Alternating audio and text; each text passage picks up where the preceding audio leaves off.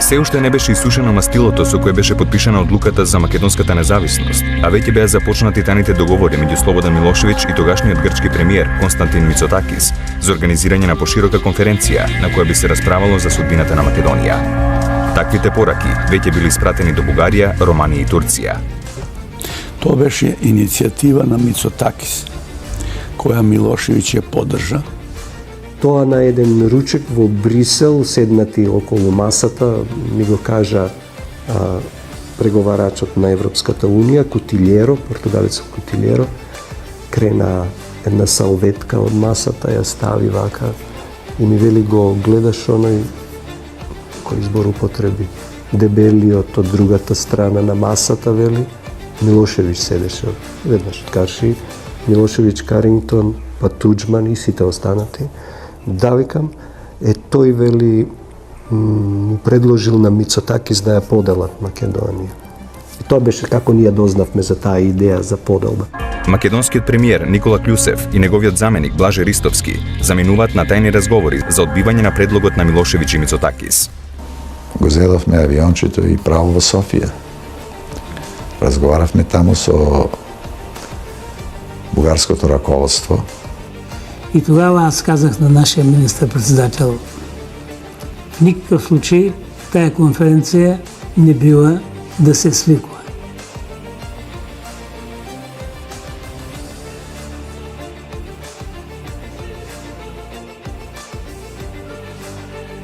Разузнавачите откриваат дека дел од генералите на ЈНА, која од Македонија се повлече 6 месеци пред грчката воена вежба, сакале да се вратат назад. Ко дојде до еден доверлив документ на турските тајни служби.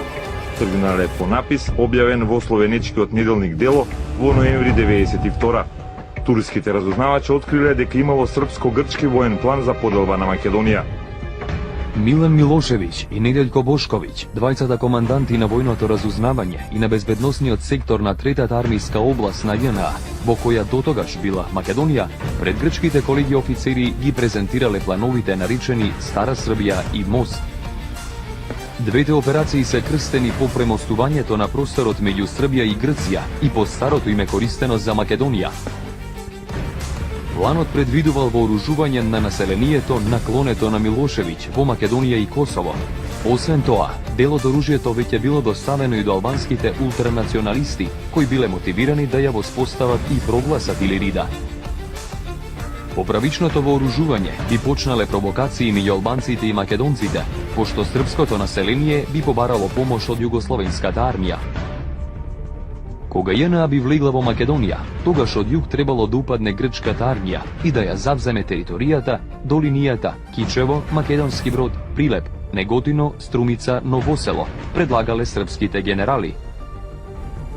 Генералот Бранислав Ганич, командант на воздухопловната одбрана на Приштина, е задолжен да ја обезбеди рутата Гнилане-Срезовица, да ги прекине комуникациите на главниот град Скопје и своите трупи да ги подели во две групи, за да го обиколи Скопје.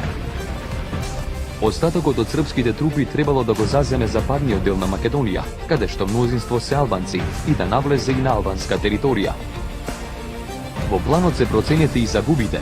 Србија ќе изгуби околу 12.000 војници, албанската армија од 100 до 120.000 војници. Грчките загуби би биле незначителни поради малиот отпор предвиден при упадот во Македонија. Мировниците на Умпрофор и Умпреде не би представувале опасност ниту закана за грчките и српските сили.